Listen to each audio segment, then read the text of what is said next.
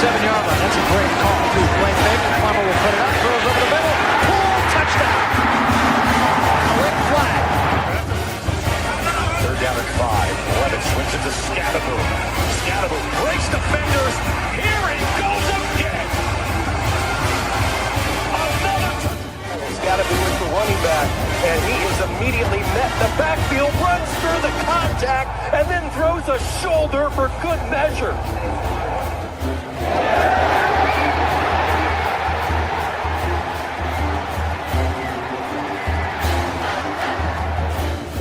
On this defense here. That is true. High in the air.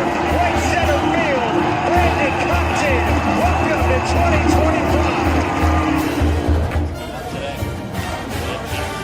Just one the other way. He gets no going back. That's the drag. Walks up and down. Edwards pulls off and buries it. Richardson drives out for Robbie Ryan. Hurt 3 right on the money.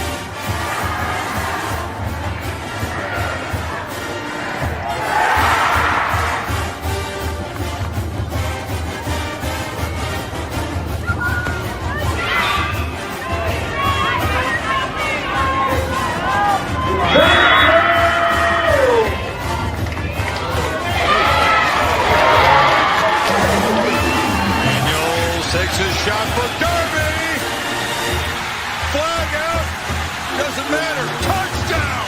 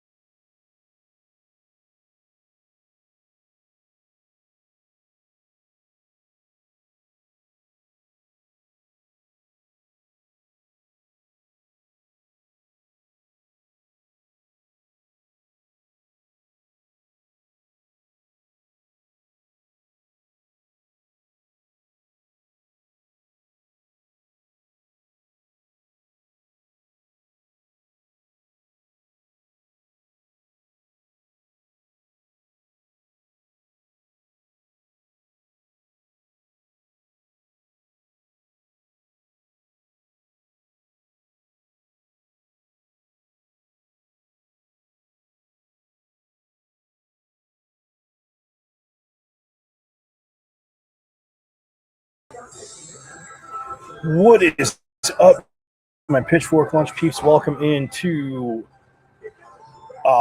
Michael Day's Hump Day. Woo, woo. Yep, Wednesday's edition of Pitchfork Lunch. Yes, I am Michael Caratino at Diablo00 on X, artist formerly known as the Twitter. You guys know it. You love it. Yes, check out the show live there every day, Monday through Friday, 12 to 1.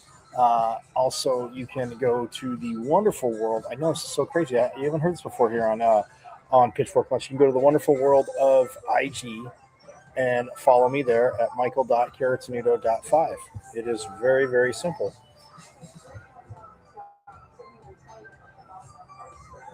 And yeah, michael.caratinudo.5, dot between the first and last name, and then a .5 at the end. Bam, there you go. Good old IG.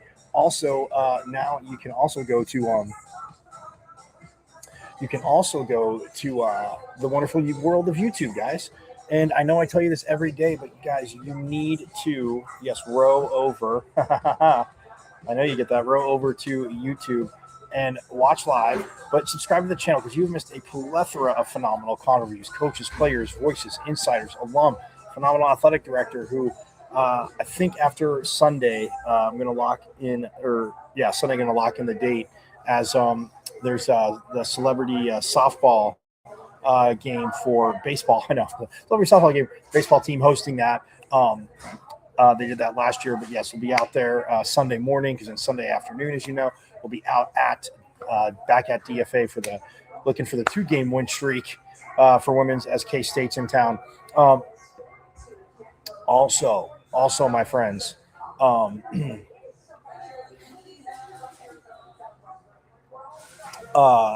yes, so go to YouTube. You missed a plethora of phenomenal conferences. Like I said, you know how to get to YouTube. You see my name, Michael Caratanudo, but the channel is at M as in Michael, V as in Victory, C as in Champ, 005, at MVC005 on YouTube, and subscribe.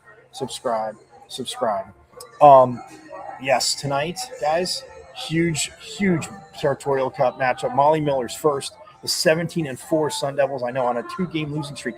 It's insane to say that. It seems like insane to say that this year because the first 2 times that they lost, they dropped back. The first 2 times they lost, they dropped back. They responded and they won. West Virginia, again, 22 in the country. They were going toe-to-toe with. Could have won the game. Had a chance to. Didn't shoot a free throw. Again, talked to a friend of the program, Kyle Dodd, the Sun Devil Hoops alum and men's analyst. And, man, I listened to the game last night on radio, and we'll get to that. But Territorial Cup matchup tonight, 6:30, DFA. You need to be there. Again, don't sell you. If you had tickets, do not sell them to U8 games. But Coach Miller had her on the show yesterday. I'm going to play a little bit of Gabby Elliott today. We're going to hear from Gabby, obviously transferred in here, but talking about the rivalry, where the team's at. So we'll hear a little bit from Gabby Elliott ahead of this phenomenal matchup. Give you some numbers and stuff. U of A, like I said, they're struggling in the Big 12 and just in general. So, yes, they should win. Hit me up in the comments if you're going to be there. Again, don't be bashful. But, yeah, hit me up in the comments. Let me know if you're going to be at the game, what you think the score will be. And, yeah, I'll even take score predictions from, people who watch from the school down south. I know they watch the show just because, look, as I've said to you Pitchfork Lunchers, and some have messaged in to me, yeah, they act like, they don't like it, but they want to be us. So it's okay. It is okay. I'll take it, but just be civil in your comments. You can trash talk and you can banter, but just, let's keep it on the up and up. Also, yes. So she, again, so stoked for Molly Miller, as she just absolutely crushing it. Just absolutely crushing it right now. And the Devils, just in general. I mean, you guys know this, my friends. They are absolutely rocking it. And that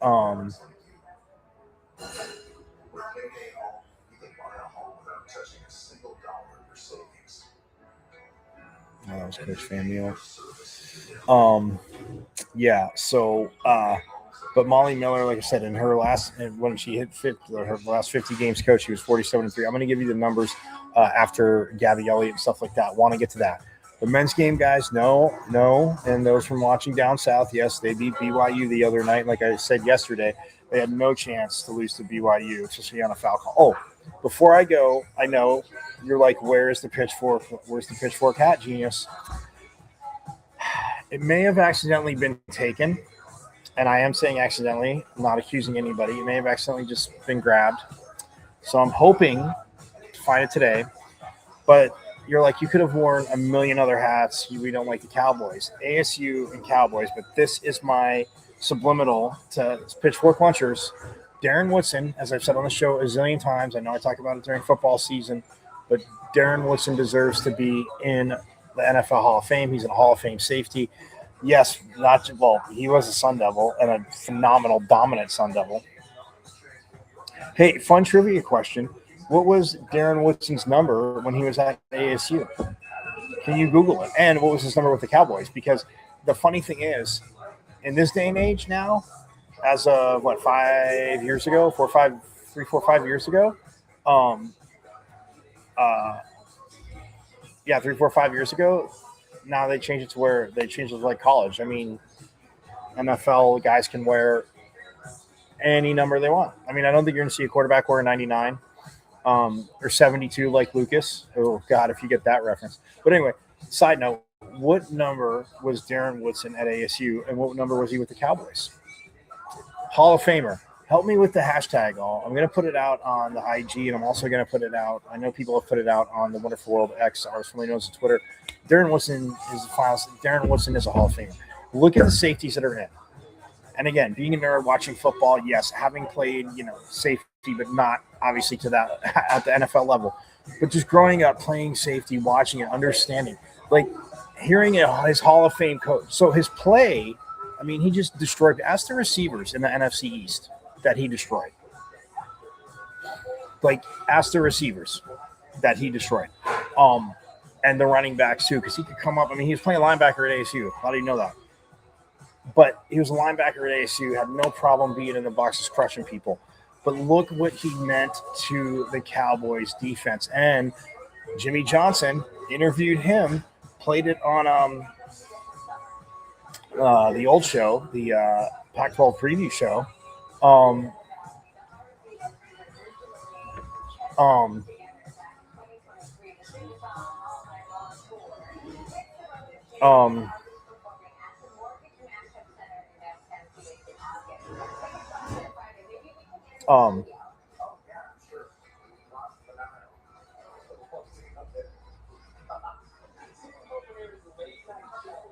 Um, but Darren Woodson changed the game. Darren Woodson changed the defense. Like, he completed that phenomenal no-name defense. They had no Pro Bowlers like that. For King Norton's like, well, there's no Pro Bowlers, but there's it's like 20 some odd Super Bowlers and Super Bowl champs. So Ken Norton Jr., that is phenomenal, middle linebacker, loved him. But Jimmy Johnson talked about it, like he was that final piece. Like he brought the defense to what they wanted to run and what they were able to do. So I mean, again, Darren Woodson Hall of Famer. So yes, I can't find this, that. I'll have different hats. Yes, I need a new ASU hat, but that is why.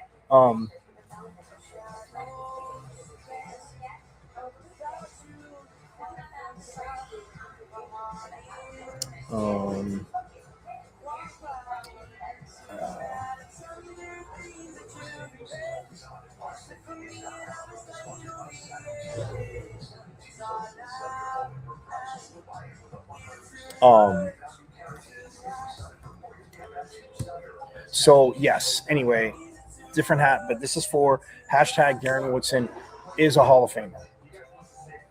Darren Woodson is a Hall of Famer. Darren Woodson changed the game. Darren Woodson did, I mean, a gazillion things.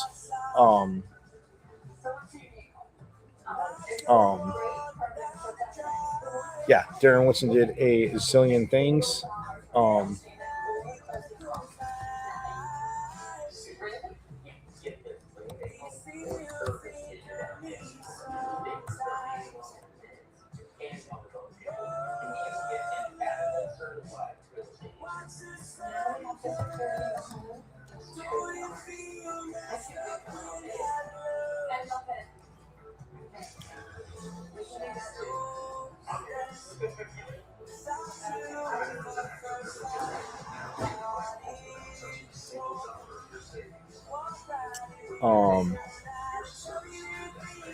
So yes, that is the reason for that.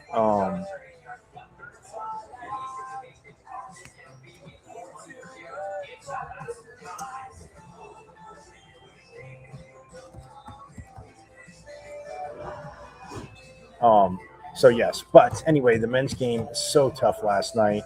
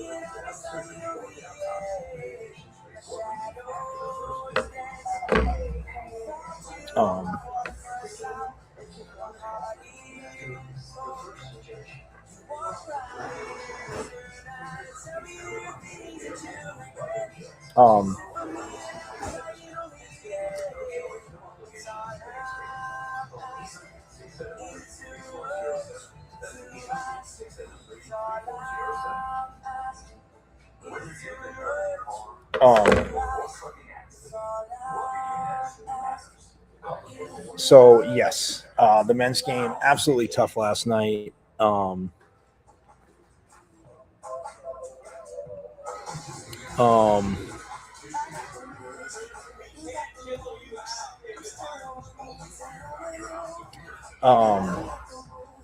But yeah, I mean, it is just one of those things.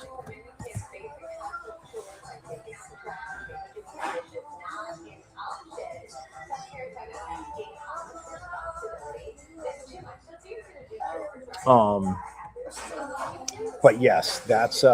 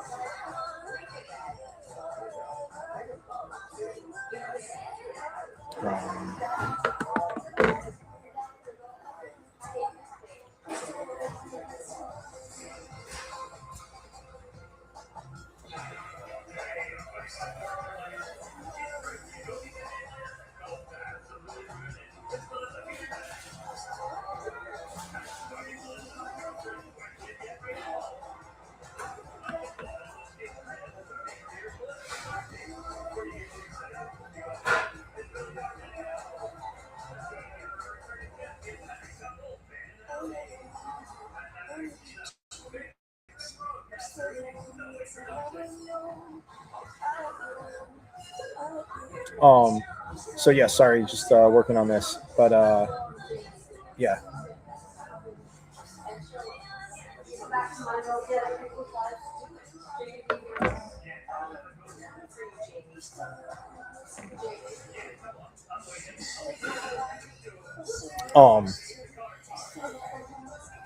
So yes, but anyway, to say the least, this is again absolutely awesome.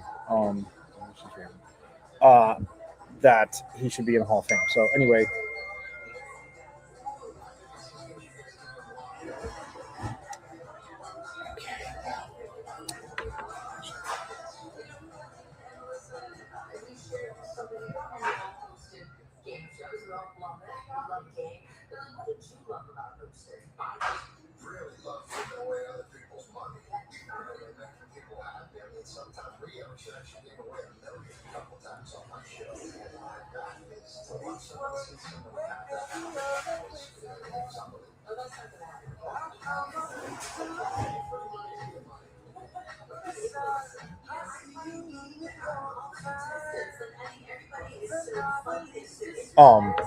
so yes, but hey, I'm going to take a quick break. When we get back, we are maybe going to have a special guest talking Territorial Cup Women's tonight. We'll see. Trying to work that out. But take a quick break. Again, men's hoops fell to UCF. They were up big, a 21-6 run by UCF to close out the game, which you can't have. You can't have the turnovers. Got out offensive, rebounded. Everything Kyle Dodd talked about that they did against that they improved on against Cincinnati. And again, we're dominating UCF. But anyway, quick break, and we will be back here on Pitchfork Lunch.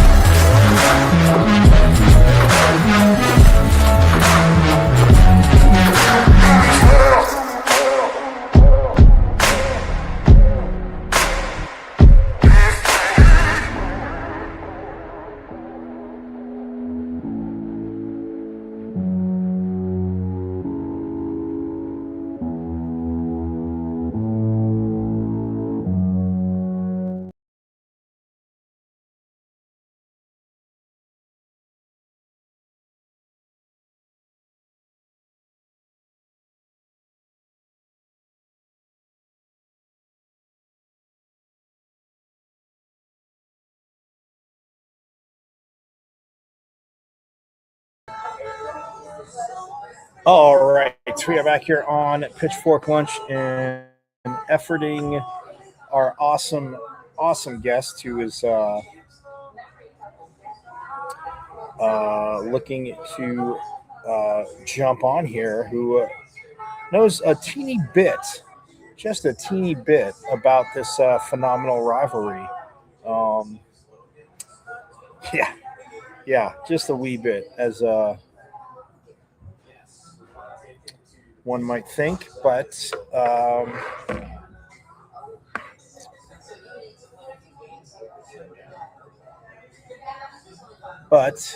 we're efforting that as we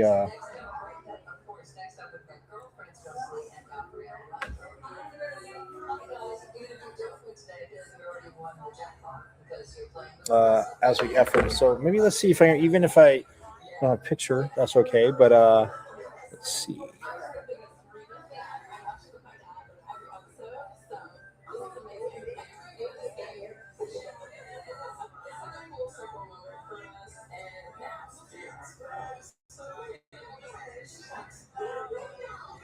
Okay.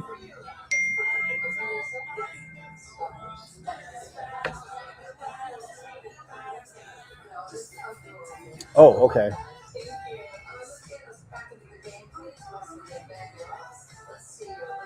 Sounds good. I'm going to let you in the studio, so just unmute your mic, please.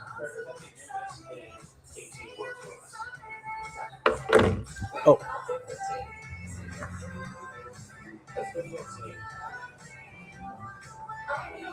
Okay. Well, almost at her.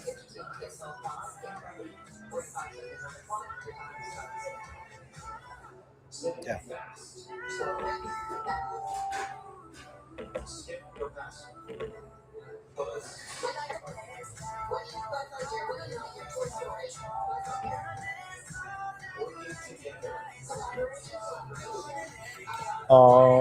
So trying to get her back.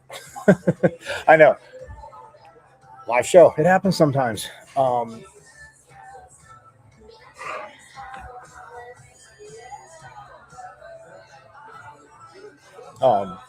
but yes, this game tonight. Molly Miller's first one, as you guys know. Um, yeah, perfect. But it is Molly Miller's first game. But my next guest here, well, she has coached a few of these games, and she is kind enough to be joining me. But yeah, Charlie Turner Thorne, long time, very winning coach of Sun Devil Women's Hoops, created such just uh, an attitude and a culture with the team that everybody loves. Coach, can you hear me? Yes, Michael, can you hear me? Can you Yes, hear we me? got you. That is so. Yeah, Okay. yeah, I got you. So, hey, thanks so much for doing this. Like I said, and it's funny because when some other coaches have been out recruiting, they've actually done this in the car and on the way to recruits. So I know you're calling the game tonight. And again, I would have asked you. I would have asked you earlier. I had another guest scheduled, and unfortunately, in this world, things come up. And I'm glad you jumped in though. But man, Coach Miller's first Territorial Cup game. I know yours was just about 5 minutes ago. What was your first Territorial Cup memory, Coach? Well, when we won the game, but when I took over, little different. We were last place. I took over a program, that was the last place in the conference, and then you couldn't go and just get a whole new team. You kind of had to, recruit it over 4 years. Yep. And actually, at the time, U of A was kind of entering one of their strongest times ever in the history of the program. So the first few years, honestly, were not awesome. And it, took a minute to turn it. But I'll tell you what, the moment you pick a side, the moment you're have an affiliation, I mean, it's baked in culture. Like, you understand how important this game is, and yeah, it's fun. It's a lot of energy. a lot of passion behind it, and also some maybe good-natured dislike of each other. But yeah, no, it's and then obviously you want to do your part for your team for the Territorial Cup, and that's a big deal when you're at Arizona or Arizona State. Yeah, 100%. I mean, I love how you put it very, very heated. And it goes all the way back to when people talk about the history of it. I mean, what they did to the football field, and not wanting. I mean, look, we all know, Coach, why they want Arizona State to become a university, because they knew they were barely a high school. And it's still that way, except for their medical school. As you know, as we've talked about, I'll always compliment them on their medical school, but everything else is like high school there. So that's why they didn't want ASU to become a real university, but we did, and I love the passion. When you talk about it, yeah, those first few years may have been tough, but man, so I mean, we talked after Coach Miller got hired and said, you got to bring energy, and coaches always say that, like, well, if I didn't have energy, what the hell would I be coaching for? Which is kind of fun, which is true. But when you look at, I mean, 17-4, it took till 21 games in the season to lose back-to-back games. But in a 50-game stretch with Grand Canyon and ASU 47-3, I mean, Coach, I know as coaches, you guys put your head down, and you coached against somebody, obviously played for somebody like that in Tara Vonderveer. But man, when you're looking at what she's did at a school that you did so much for, what have your thoughts been? I'm excited. All of my 25 years of staff and players are just excited. That Molly is putting in the work, and getting the program, back where it should be. And we got to give a shout out to Graham Rosini, our athletic director, because he's the one who's like, okay, I want to commit, I want to come in and give Molly money. It's a different world, where you're going out and you're kind of buying your players. But Right. I'm super proud of Molly. She's doing phenomenal. I expected her to, because you alluded to energy. I mean, when you're ASU, it's a hard job. I mean, make no mistakes. Make no mistake about it. Excuse me. It's a hard job. I mean, getting the fans there. It's a different conference now, but so I think that's a good thing. But yeah, I mean, I think she's couldn't have started better. 15-0, right? out of the blocks.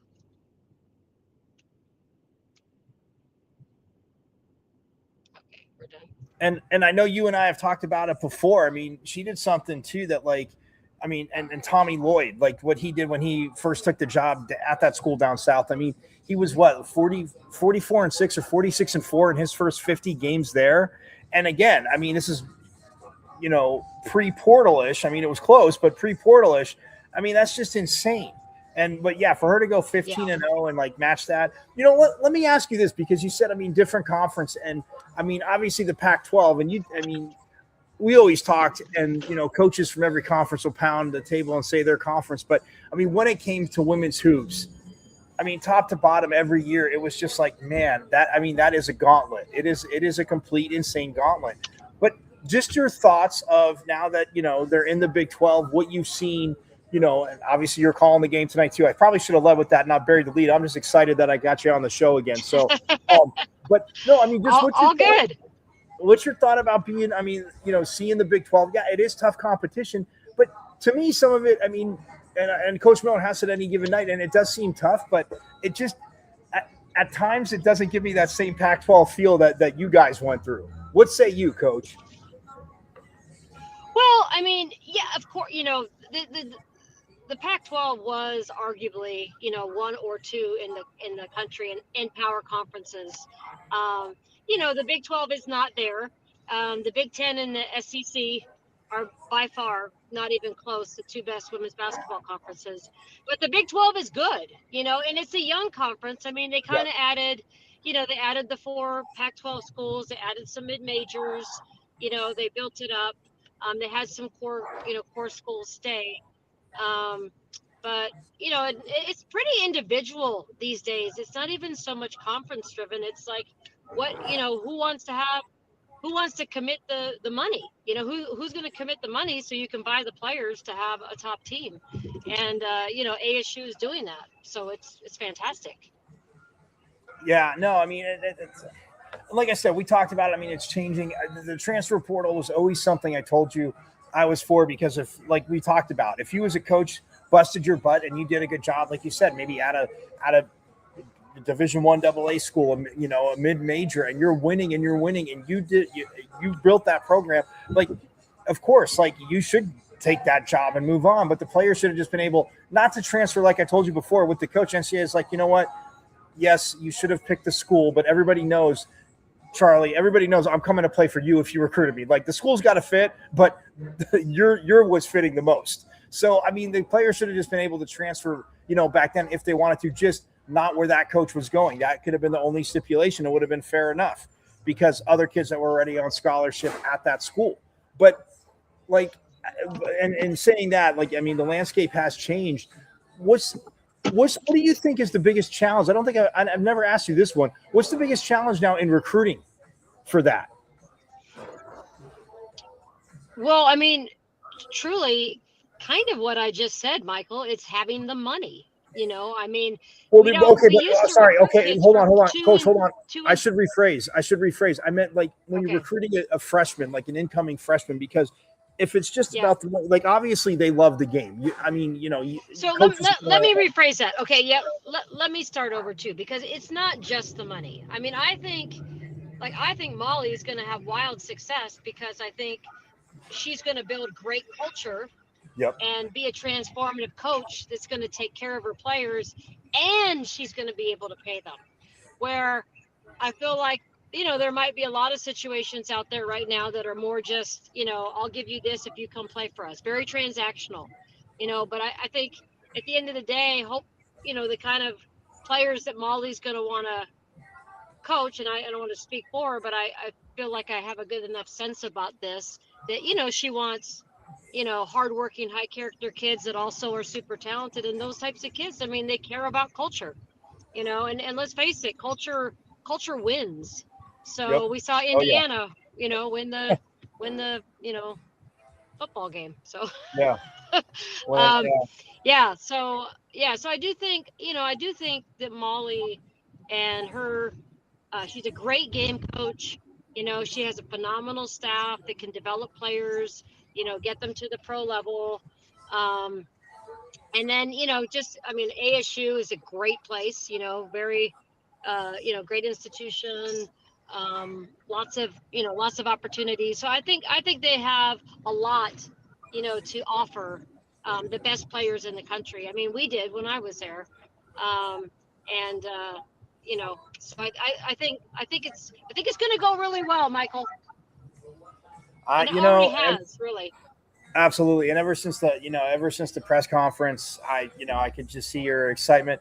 And again, I did tease you, and I know we talked about it because I interviewed you there at the press conference. But when Coach started saying defense, I thought you were going to stand up on the bench and call out a defensive set or so, or in your chair there, because I saw you perk up. But I mean, no, it is true. And but you make a great point, because, like I said, as a freshman, if I'm a coach recruiting, I have a very hard time, like, in the process at some point, if, and maybe not so much the player, but the parents, like, okay, well, how much money are they going to get? Like, they've proven nothing. Like, yes, we know they're talented, but you're not going to come in as a freshman and probably, like, I don't know, put up 25 points a game and 12 rebounds a game. Like, that to me, like I was saying, is the biggest challenge for her. That's why I should have rephrased. But no, you're right. I mean, culture will always, and like I said, inevitably, yes, what the school has to offer is huge. And ASU, of course, is, an alum here saying this, has a ton to offer, which is phenomenal. But all right, so tonight's matchup, let's get to that. I mean, obviously Arizona's struggling, but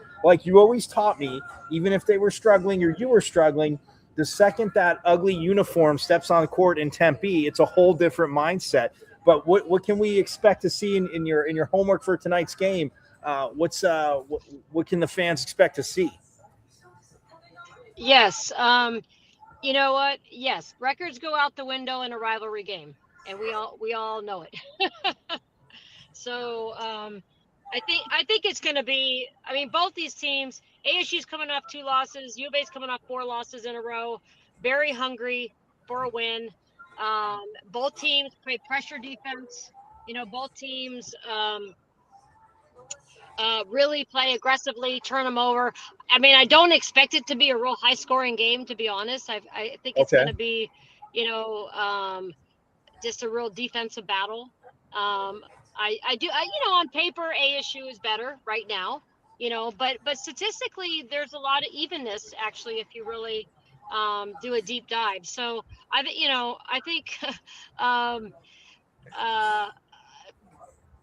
for U of A, still without their leading scorer, I mean, they will have to play way, they would really have to do something special. And I don't think that ASU's defense is going to allow them to do that.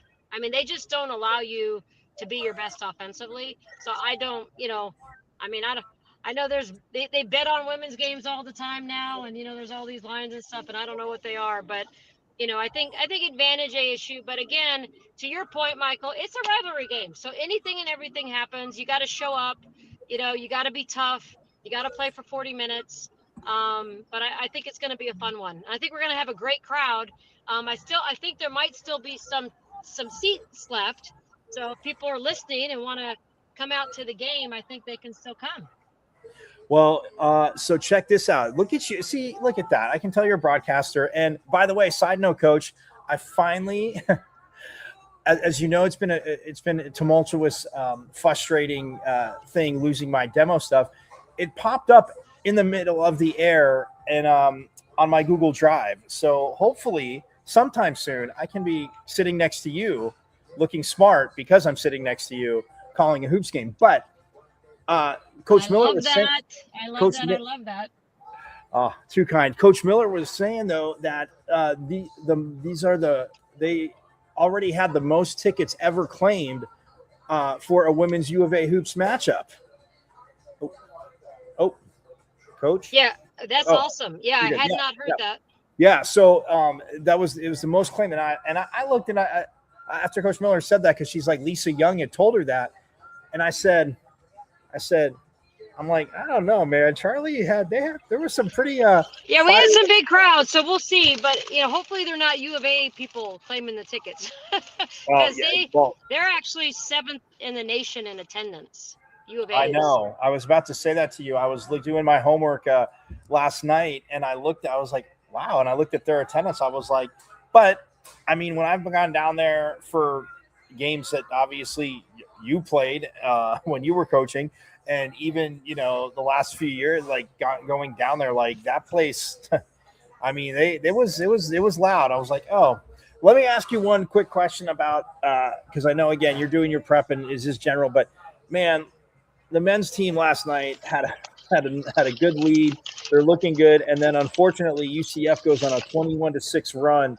I ask you that generally from the coaching point because, I mean, unfortunately, Coach Hurley, I mean, this team, is battled. They've had injuries, which everybody has. Again, not an excuse part of the game. As you know, it sucks. It's unfair, but it still happens. But, man, they've had some games like this. And when you, again, you're up like that, you're in, and then a team just, again, hits a run, unfortunately, towards the end of the game, what do you do as a coach to just kind of flip that side? I know it's on to the next game, but mentally, I know it's kind of tough for the players. What can Coach do there? Because this team, I mean, Coach, I know you've seen them a little bit. They don't have any quit in them. Wait, say that last part again, Michael. They don't what? I was going to say it just seems like they're battling, and when they're on the court, I mean, no matter what, right, they don't have any quit. So I mean, you gotta focus on not the results. You got to focus on the process, right? Hey, we played, 32 minutes of great basketball. Here's what we did well. Here's where we got to focus on to get better. I mean, it is so hard when you have these teams that are all thrown together, in 1 year, and you're trying to build chemistry and toughness and all these things. So that's what they're doing. They're trying to build all of that right now. And, I think it's really, really important in a situation like, ASU's men's team is just, number one, stay positive, stay bought in, but, keep getting better. There's a conference tournament at the end of this, right? And so They've got talent, but it's like you said, a lot of newness, a lot of learning how to win with that particular group. Yep. So yeah, I mean, I think it's challenging. Trust me, when you're not getting the results, but you can't be results based. I mean, that's like the worst possible mindset Right. for any athlete or team.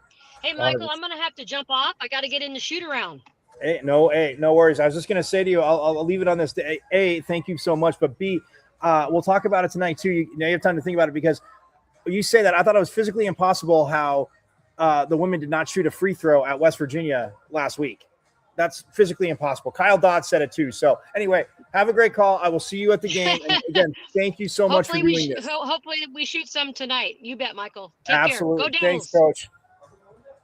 Oh, that is so awesome. Charlie Turner Thorne jumping in, driving to shoot around right now. Just got to shoot around at good old DFA. Yeah, that is absolutely awesome. So yes, very, very. Oh, so did that again. If you missed it, that's why you got to subscribe to the YouTube channel. But yeah, her first few years, I knew I had to ask her that. It was kind of tough. It was kind of tough because you take over and that, but then you become this upper echelon Pac-10, Pac-12 team to where you're going to the tournament, where you're going to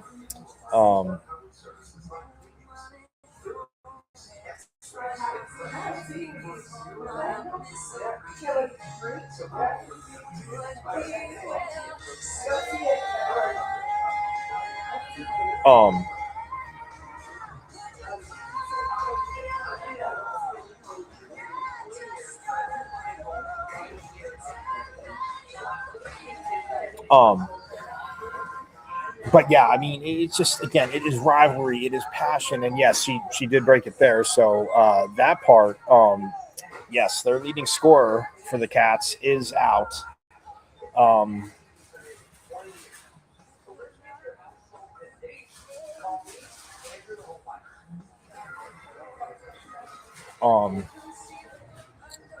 Like I said, they're 10-9 right now, but they're 1-7 in conference play.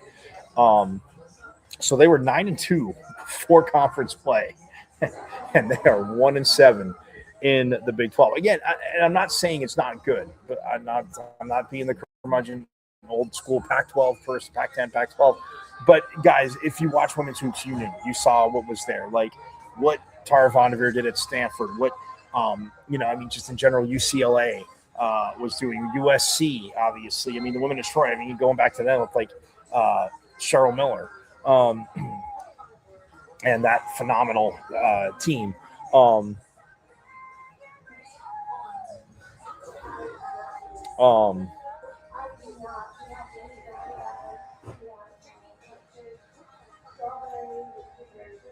But yeah, for Arizona, I was going to say,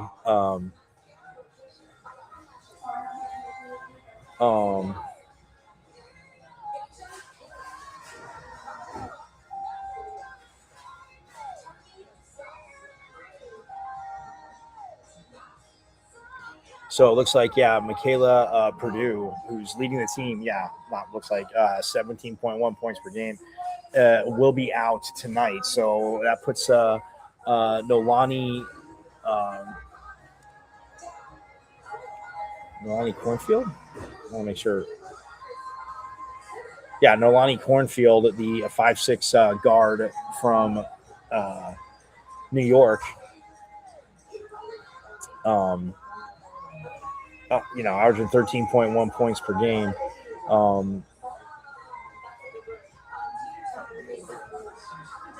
13.1 points per game, and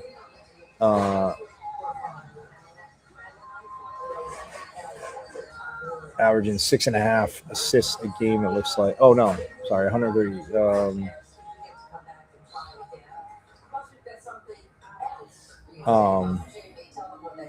So averaging about 6 assists a game.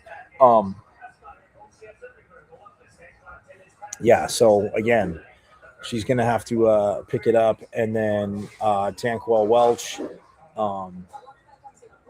again, averaging 9.4. Then you have Denia Trammell and Samaya Sugapong. averaging 8.2 and 8.1. So again, going to be spread out, but yes, it will be defensive. And I knew Coach Lauren was going to say that, but yes, it will be extremely defensive for the Sun Devils. But again, impromptu guest, got it right there. Charlie Turner Thorne, a great friend, always great to me. So yes, I will be headed down there shortly. I know the game is until 6:30, but yes, 6:30 tip off DFA.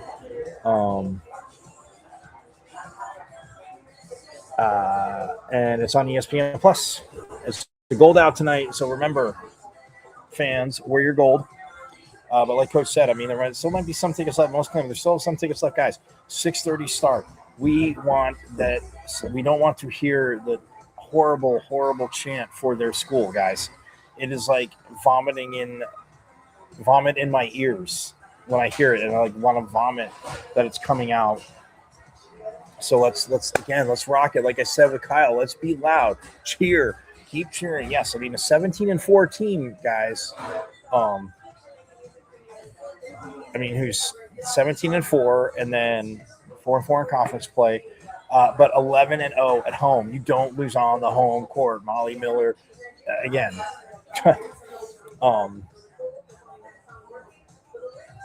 does not do that. So that, my friends, is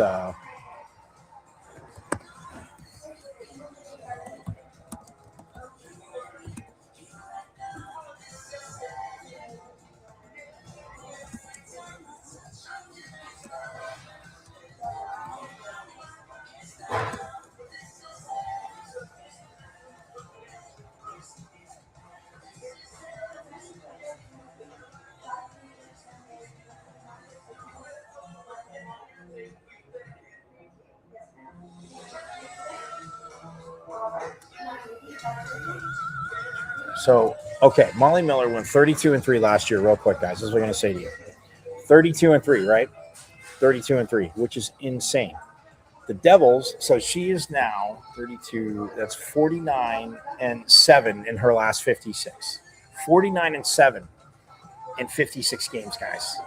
That is winning. And yes, it's the process. I heard Coach Lauren say it. I mean, the best coaches will say that. And that's, like I said, that's why I asked her about, last night you played 34 minutes of, again, just very, very solid, consistent basketball. But some things that were, and Kyle Dodd talked about on the broadcast last night.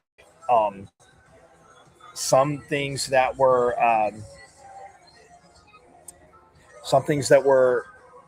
not falling earlier, like they hit UCF hit a lot of 3-pointers late that were open, and so they didn't hit those.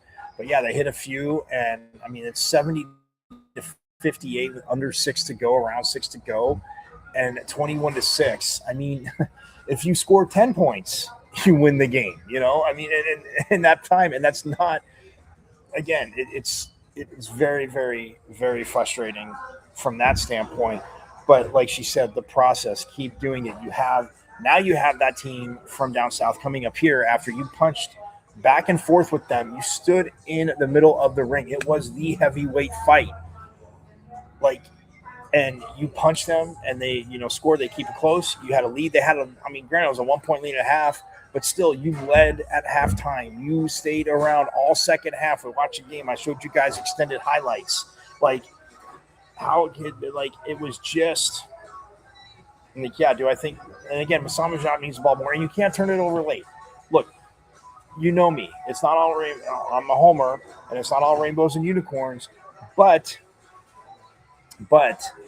that you can't, again, last place drawn up, you can't, have the ball poked away. You can't have the ball stolen. It's one of those things where, or dribble it off your foot, whatever you want to say there, those can't happen. And again, it's not that they don't know that and they're not trying to do that, but it shouldn't come to that part. It shouldn't come to that when you're up like that. And yes, you have to close out a game. Everybody understands that. So anyway, that is going to do it for today. Oh, wait, real quick. I know I said I want to get to it. Women's tennis, again, they had their ITA kickoff, as you guys know. And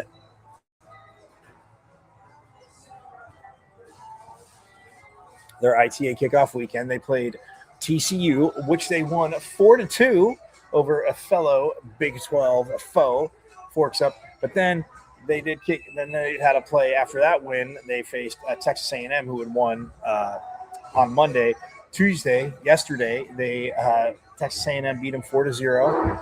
But that's the number 2 team in the country. And yes, not an excuse.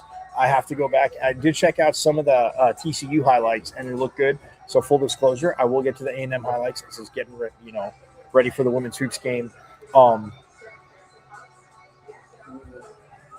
But yes, so Forks Up to the women there again, beating TCU.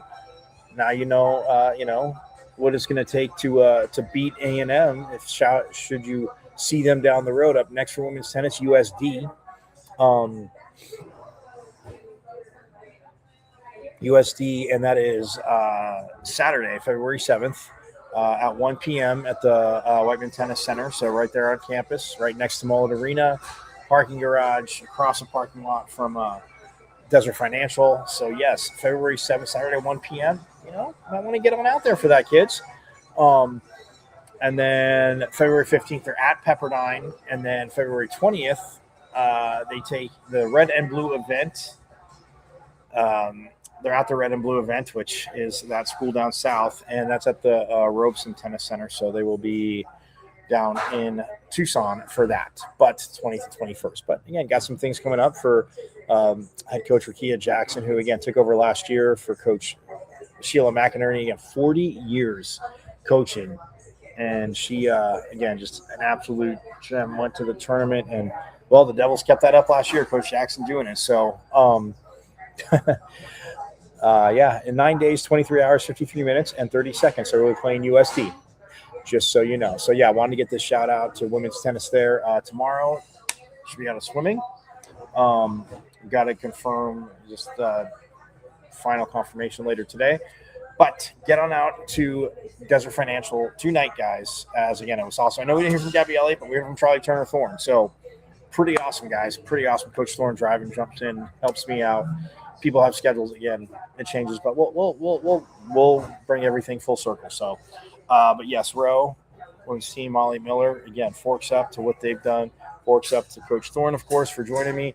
Forks up to you guys, and gonna get out of here. But as you guys know, thanks to back-to-back reigning Big 12 champs, women's volleyball, first 2 years in the Big 12, Big 12 champs. Yeah, that's right. We run it.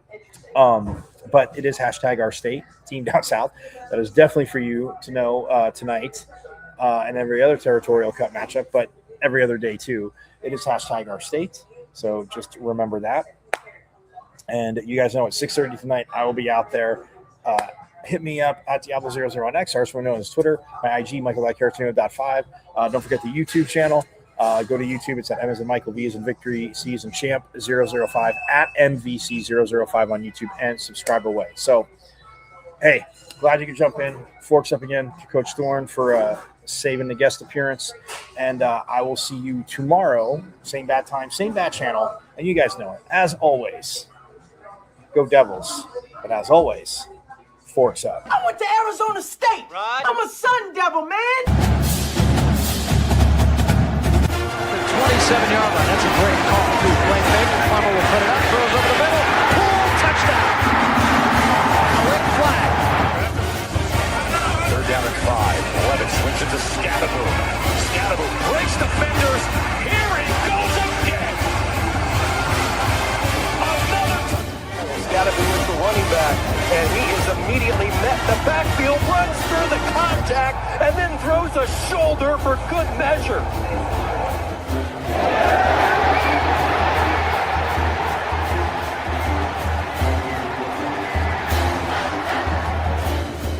This team this year. That is true. High in the air. Right center field. Brandon Compton. Welcome to 2025. This one the other way. Still going back. That's the drag. Walks up and down. Edwards pulls off and buries it. Richard Looks and drives out for Robbie Ryan. Her three right on the money.